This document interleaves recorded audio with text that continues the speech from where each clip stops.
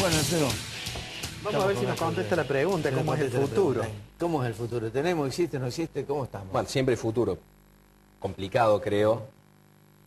Creo que ya el año pasado se veía que había algunas cosas que se iban a complicar este año porque aquella magia monetaria de emitir el 40% anual y que la inflación siga alta pero estable y el dólar paralelo relativamente estable, por varios motivos era razonable pensar que durante 2013 en algún momento se iba a acabar. De todos modos, cabía la posibilidad de que eso se acabara muy cerca de octubre y el gobierno lo pudiera manejar, o incluso después de octubre y después el gobierno vería qué hacer. Pero ese proceso de deterioro se ha acelerado en los últimos meses y especialmente en las últimas semanas.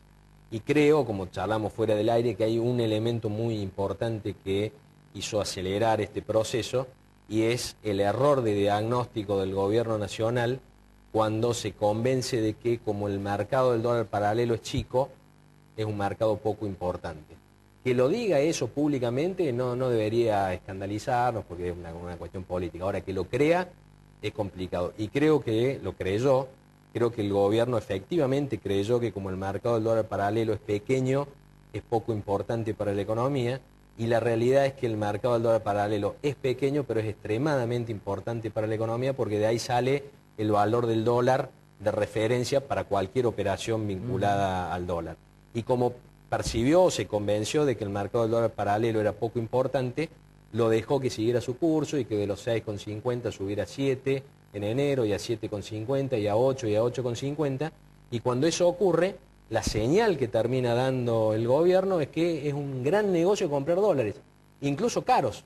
Es más, es directamente una invitación a comprar dólares y eso desencadena un montón de procesos negativos para la economía. Por supuesto que podría haber hecho otra cosa el gobierno nacional, podría haber volcado dólares justamente a un mercado pequeño para bajarlo y hacer la gran Kirchner Masredrado de 2008 o de 2009, 2008, cuando tuvo un atisbo de corrida cambiaria, la decisión fue jugar fuerte, bajarlo varios centavos, dejarlo varios centavos por debajo durante varios meses, 2 o 3 meses, para dar la señal, che, ojo, que comprando dólares a corto plazo se puede perder. Acá la señal es, che, comprando dólares a corto plazo siempre se gana, y eso es una invitación a comprar dólares.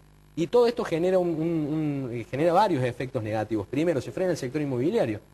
¿A quién le vas a vender un inmueble cuando en realidad estás viendo que el dólar va para arriba? Y en todo caso, si el argumento era comprar porque vendés dólares caros y tenés costos de construcción que todavía están relativamente baratos en dólares, cuando en realidad el dólar está siempre subiendo, y en realidad espero porque después voy a comprar más barato todavía. Se frena la financiación en pesos. ¿Quién va a comprar un cheque en pesos cuando en realidad tiene mucho más sentido comprar un dólar que va siempre hacia arriba?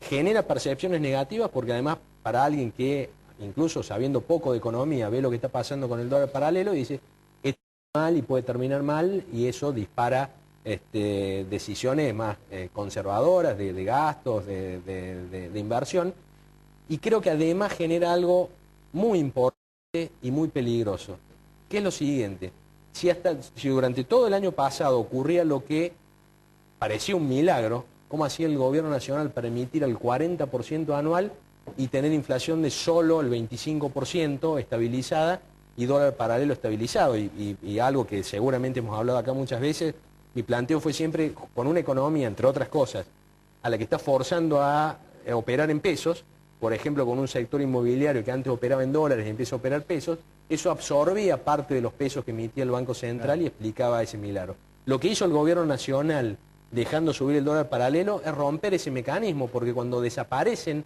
esas operaciones que utilizaban pesos y absorbían pesos, esos mismos pesos empiezan a sobrar en la economía, y eso es combustible para el dólar paralelo, eso es combustible para la inflación, y genera una complicación grande para el gobierno nacional, porque no solo para contener la inflación y el dólar paralelo tiene que bajar el ritmo de emisión, sino que tienen que empezar a retirar los pesos que ahora empiezan a sobrar. De tal manera que creo que el propio gobierno con ese error de diagnóstico ha complicado mucho su estrategia de tratar de estirar y de seguir con más de lo mismo, con los parches que decía Alfredo, hasta octubre. Creo que esto lo complica. Gastón, ¿cómo ves el tema de la inflación? Uno tiene la sensación, con presidencia de este instrumento del congelamiento, que debería desacelerarse la variación de los precios habida cuenta que el nivel de actividad está sintiendo, digamos, un impacto negativo. ¿Cómo ves los próximos meses en materia de inflación? Creo que es bastante probable que esa actividad económica estancada o incluso en caída en varios sectores no logre bajar la inflación y moderar la inflación, porque creo que el efecto que tiene la actividad económica sobre la inflación es más fuerte en un contexto de normalidad de la inflación, en un Brasil con 5%, 6% de inflación, que la demanda aumente un poco más o baje, tiene impacto sobre los precios. Cuando uno está en un escalón mucho más alto como el nuestro, de una inflación del 25% desde hace mucho tiempo, empiezan a operar otro tipo de factores, concretamente todos los elementos que generan lo que los economistas llamamos inercia inflacionaria. Todos creemos que la inflación es del 25, todos tratamos de ajustar contrato, salario, precio por 25, terminamos teniendo una inflación del 25. Ese proceso de inercia inflacionaria que le da casi vida propia a la inflación, casi te diría que es bastante resistente a lo que pase con la actividad económica. Es decir, la inflación depende mucho más de esos procesos que de lo que ocurra con la actividad económica. Esa, paradójicamente, es justamente la clave para bajar la inflación sin meter a la economía en una recesión, y es lo que aprendió el mundo, especialmente en los últimos 20 años. Si vos estás con un gobierno que tiene credibilidad, especialmente si tiene esquemas de metas de inflación como tiene Chile, Brasil y decenas de países en el mundo, y vos le decís, miren, sociedad, si ustedes están ajustando todo esto al 25%, ¿sí?, hagamos exactamente lo mismo, pero ajustemos al 20%. Créanme que yo voy a manejar las variables macroeconómicas para que ustedes no cometan un error al fijar en el 20%. El proceso sigue igual, nada más que bajando la inflación al 20%, y después eso se puede hacer bajar al 15%, bajar al 10%. El problema es que eso requiere algo muy importante, que es credibilidad. Es justamente lo que carece un gobierno que vino negando la inflación, a tal punto que cuando el gobierno quiere tratar de incidir en ese proceso, convenciendo a los sindicatos de que aumenten los salarios nada más que el 20%, los sindicatos dicen no. ¿Por qué? Y porque no vas a hacer lo necesario, ni estás dando ninguna señal de que vas a hacer lo necesario para que la inflación efectivamente sea del 20% y por lo tanto no perdamos con los aumentos salariales. Entonces, creo que la inflación va a seguir con el piso en el nivel que tiene, que viene a este ritmo estabilizado del 25%. Creo que este proceso que se desencadenó desde enero con el error de dejar subir el dólar paralelo le pone más combustible a la inflación, porque ahora sí empiezan a sobrar los pesos que antes no sobraban, y ya hay un indicio de que eso ha empezado a ocurrir. Cuando uno analiza la inflación mes a mes durante todo 2011 y analiza la inflación mes a mes durante todo 2012, son prácticamente dos líneas calcadas, exactamente iguales. Cuando uno agrega la línea de 2013, enero y febrero, por ejemplo, usando inflación de San Luis, ya es una línea que está por arriba, justo coincidente con este fenómeno que yo les estoy planteando. Hay algunos indicadores como la inflación del Congreso, que es este promedio de las consultoras, que dio un poco más bajo, bastante más bajo en febrero, pero creo que ahí hay una distorsión por el congelamiento de precios. ¿Cuál es la inflación real?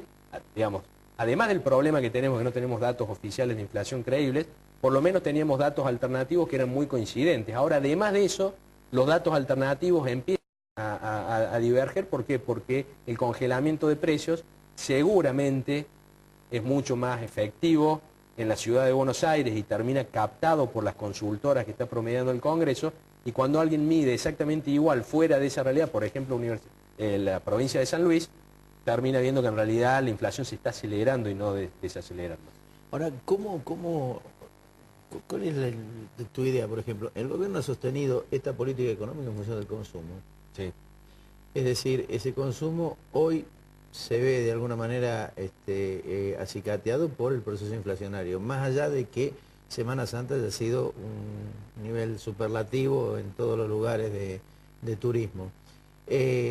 ¿Cómo frena el gobierno esa ansiedad de seguir alimentando el consumo con una inflación del 25%? ¿Cuándo termina? ¿Dónde choca esto en algún determinado momento? Bueno, en realidad el gobierno nacional tiene todo el incentivo a que siga aumentando el consumo, por lo menos hasta octubre, después verá. Claro.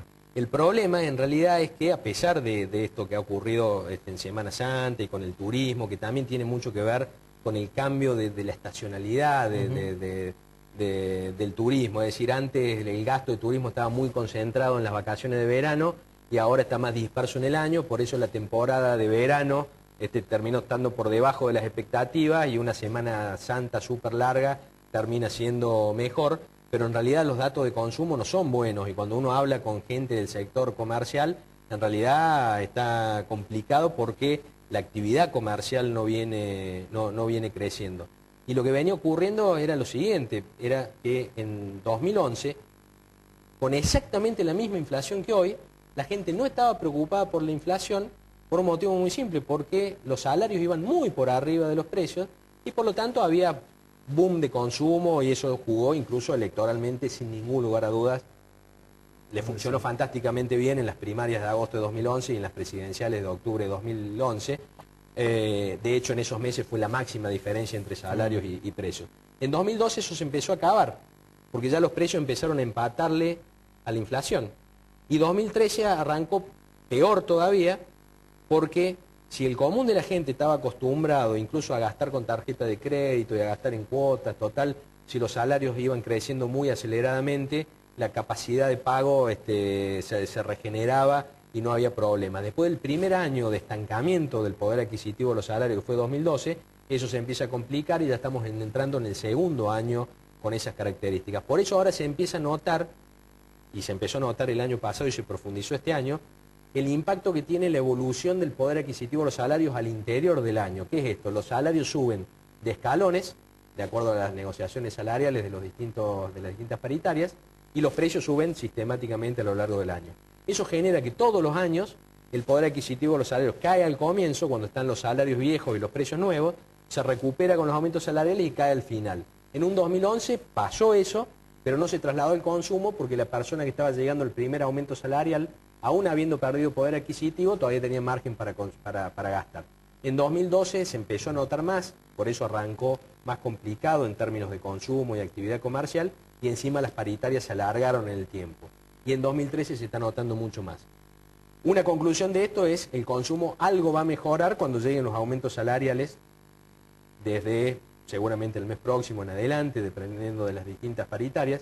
Seguramente el primer congelamiento de precios tenía la idea, por eso los 60 días, de hacer un puente ahí hasta que llegaran esos aumentos salariales.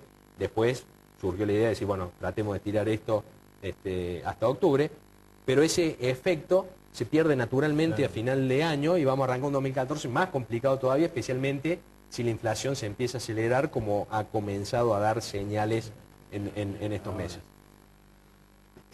Un par de párrafos, decime sobre la cuestión fiscal, la situación fiscal.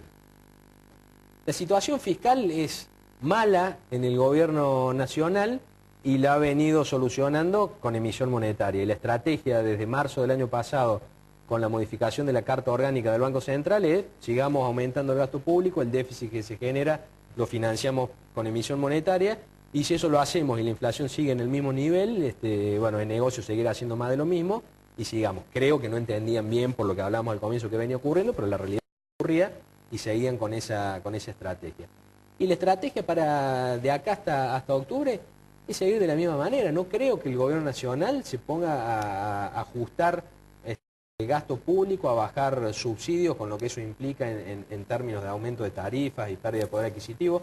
Si no se animó a hacerlo o lo intentó y se asustó por el costo político a principios de 2012, apenas a 2, 3, 4 meses de haber ganado cómodamente las elecciones presidenciales, no veo posibilidad de que quiera correr costo político ahora a tan solo 6 meses de las elecciones. Creo que va a intentar seguir con más de lo mismo. En las provincias y en los municipios obviamente la historia es diferente porque no derrama absolutamente nada de lo que hace el gobierno nacional financiando con emisión monetaria, y las provincias y los municipios tienen las complicaciones de un contexto de estas características, donde además la inflación no impacta igual sobre las cuentas públicas nacionales que en las provincias y los municipios, porque un ingreso bruto provincial o un comercio e industria municipal se mueve al ritmo de la inflación, pero una contribución inmueble o un impuesto inmobiliario no, con lo cual la recaudación se mueve de las provincias y los municipios no de manera completa con la inflación. Entonces, con una inflación tan alta, los municipios y las provincias tienen problemas cada vez que ajustan las bases imponibles de inmobiliario y algunos otros impuestos de esas características, tienen alto costo político, pero ajustan y después hasta el próximo ajuste empiezan a perder de nuevo capacidad, poder adquisitivo de la recaudación provincial y municipal. De tal manera que las provincias y los municipios hasta octubre lo van a pasar mal y la nación va a intentar seguir con lo mismo. Con estos números de la nación, ¿crees que llega a fin de año sin dificultades financieras, digamos? Haciendo uso de los adelantos transitorios, del financiamiento. Financiando con emisión monetaria y tratando de contener el dólar paralelo que termina siendo fogoneado por la emisión monetaria, apretando a las casas de cambio y con represión, digamos, en el mercado financiero, y tratando de contener los precios con congelamiento de precios, y no mucho más de eso. La estrategia antiinflacionaria del gobierno, que ya sabe hace rato que hay inflación alta, la única estrategia es congelar precios, tratar de extender el congelamiento hasta octubre, lo cual implica extender los controles de precios hacia atrás en la industria e intentar otras cosas para meterse en la estructura de costos de los comercios, como por ejemplo la tarjeta de Moreno, digamos, y todo ese tipo de cosas. Pero no hay mucho más que eso. Con relación al dólar paralelo, no hay mucho más que inyectar algunos dólares y presionar a las casas de cambio. El hecho de que sistemáticamente planteen cada vez que el dólar se escapa, que hay una conspiración de 2 o 3 tipos en la City porteña que compran dólares, que lo diga de nuevo, volvemos, que lo diga, bueno, probablemente, no sé, sea parte de la política. Que crean efectivamente que eso es así, es peligroso. Yo tengo la percepción de que estas cosas que venimos escuchando las vienen creyendo. ¿Por qué? Porque cuando vemos las decisiones que toman, creo que gran parte de los errores están asociados a esos errores de diagnóstico. Y otra gran parte, por supuesto, está asociada a tener 5 o 6 personas opinando de economía, con la presidenta centralizando las decisiones y el efecto frazada corta que se genera. Alguien trata de arreglar algo en un lado, con el cuadradito de pedacito de la realidad que le toca, y termina haciendo lío en otro lado, y no hay nadie que esté mirando toda la cancha, toda la economía, tomando decisiones consistentes. Eso es riesgoso para cualquier presidente en cualquier circunstancia, es mucho más riesgoso cuando la economía está tan complicada y con una presidente que no tiene su ventaja comparativa, digamos, en el terreno de la economía. Gastón, muchas gracias. Gracias por venir. Muchas gracias. Recibimos a los empresarios después de saber qué es lo que dicen ellos. Gracias, Gastón. Gracias. Ya volvemos.